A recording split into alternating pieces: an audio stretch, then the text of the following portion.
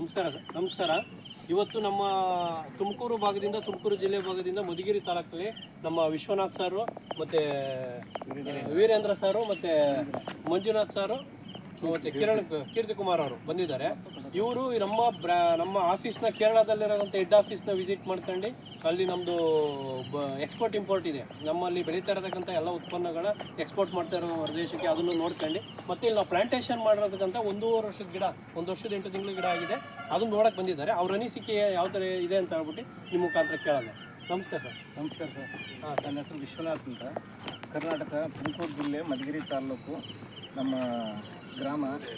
ನಾವು ಈ ಬೈಬ್ಯಾಕ್ ಹಲಸಿನ ಗಿಡನ ಈ ನಮ್ಮ ಚಂದ್ರು ಸರ್ ನಿರ್ದೇಶನದ ಮೇಲೆ ನಾವು ನಾಟಿ ಮಾಡಿದ್ದೀವಿ. ನಾನು 3 ಎಕರೆಗೆ ಮಾಡಿದ್ದೀನಿ, ಇವರು 4 ಎಕರೆಗೆ ಮಾಡ್ಯವ್ರೆ, ಅವ್ರು 1 ಎಕರೆಗೆ ಮಾಡ್ಯವ್ರೆ, ಅವ್ರು 2 ಎಕರೆಗೆ ಮಾಡ್ಯವ್ರೆ.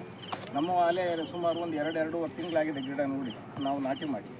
ನಾವು ಇಲ್ಲಿ ಬಂದು ಈ ಗಿಡ ನೋಡಿದರೆ ನಮಗೆ ಆಶ್ಚರ್ಯ ಆಗ್ತದೆ.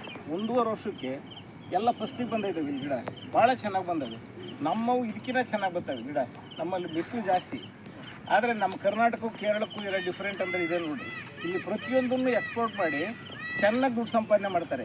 ನಮ್ಮಲ್ಲಿ ವೇಸ್ಟಾಗಿ ಬಿಸಾಕ ಪ್ರಾಡಕ್ಟ್ನೆಲ್ಲ ತಂದಿವರು ಇಲ್ಲಿ ಇವರು ಎಕ್ಸ್ಪೋರ್ಟ್ ಮಾಡ್ಕೊಂಡು ದುಡ್ಡು ಮಾಡ್ತಾವ್ರು.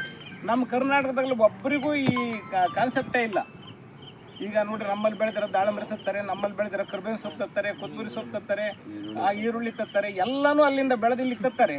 ಇಲ್ಲಿಗೆ ತಂದು ಇಲ್ಲಿ ಇವರು ಪ್ಯಾಕ್ ಮಾಡಿ ದುಬಾಯಿ, ಕತಾರ್ ಅಲ್ಲಿ ಕಳಿಸಿ ಒಳ್ಳೆ ದುಡ್ಡು ಮಾಡ್ತಾರೆ. ನಮಗೂ ಇವ್ರಿಗಿರೋ ಡಿಫ್ರೆಂಟ್ ಈಗ ಇಷ್ಟೇನೆ. ದಯವಿಟ್ಟು ಹೇಳ್ತೀವಿ, ಕರ್ನಾಟಕದ ಜನನೂ ಕೂಡ ಇದಕ್ಕೆ ಸ್ವಲ್ಪ ಮನಸೋತು ನೀವು ಈ ಹೈಬ್ರಿಡ್ ಹಲಸು ಹಾಕಿ ನಮ್ಮಲ್ಲಿ ಇದು ಸ್ಟಾರ್ಟ್ ಮಾಡಿದರೆ ಭಾಳ ಅನುಕೂಲ ಆಗುತ್ತೆ. ರೈತರು ಭಾಳ ಇಂಪ್ರೂವ್ ಆಗ್ತಾರೆ. ನಮ್ಮ ರೈತರು ಕಷ್ಟದಲ್ಲಿರೋದಕ್ಕೆ ಮೇಯ್ನ್ ಕಾರಣ ಇದೇನೆ. ಬೆಳೀತಾರೆ, ಆದರೆ ಅವ್ರಿಗೆ ಮಾರ್ಕೆಟ್ ಇಲ್ಲ, ಒಳ್ಳೆ ರೇಟ್ ಸಿಗೋದಿಲ್ಲ, ಬೆಳೆದ ಎಲ್ಲ ಹಾಳಾಗಿ ಹೋಗ್ತದೆ. ಟೊಮೊಟೊ ಬೆಳೀತಾರೆ, ಸಿಕ್ಕಾಪಟ್ಟೆ ಬೆಳೀತಾರೆ. ಟೊಮೊಟೊ 2 ರೂಪಾಯಿ 3 ರೂಪಾಯಿ ಕೆಜಿ ಆಗ್ತದೆ, ತಂದು ರೋಡಿಗೆ ಸುರಿತಾರೆ. ಏನು ಪ್ರಯೋಜನ? ಅದನ್ನು ಎಕ್ಸ್ಪೋರ್ಟ್ ಮಾಡೋದು ನಾವು ಕಲ್ತ್ಕೊಂಡಿದ್ರೆ ನಮಗೆ ಈ ಪ್ರಾಬ್ಲಮ್ಮೇ ಇರ್ತಿರಲಿಲ್ಲ. ದಯವಿಟ್ಟು ಎಲ್ಲರೂ ಕೂಡ ಈ ಕೇರಳದ ಸಿಸ್ಟಮ್ನ ಒಂದು ಅಳವಡಿಸ್ಕೊಂಡ್ರೆ ನಿಜವಾಗ್ಲೂ ನಾವು ರೈತರು ಚೆನ್ನಾಗಿರ್ಬೋದು ಅಂತ ನನ್ನ ಅನಿಸಿಕೆ. Thank you sir. ನಮ್ಮ ವೀರೇಂದ್ರ ಸರ್ ಅವರು ಮಧುಗಿರಿ ತಾಲೂಕು ಗುಟ್ಟೆ ಗ್ರಾಮದವರು, ನಿಮ್ಮ ಅನಿಸಿಕೆ ಏನು? ನಮಸ್ಕಾರ ಎಲ್ಲ ರೈತ ಬಾಂಧವರಿಗೆ. ನಾವು ಇವತ್ತು ಫ್ಲೋರಾಜಾ ಕಂಪ್ನಿಯ ಒಂದು ಹೆಡ್ ಆಫೀಸ್ ಏನಿದೆ ಅಲ್ಲಿಗೆ ಪರಂಪರ ಅನ್ನೋ ಊರಿಗೆ ಬಂದಿದ್ದೀವಿ.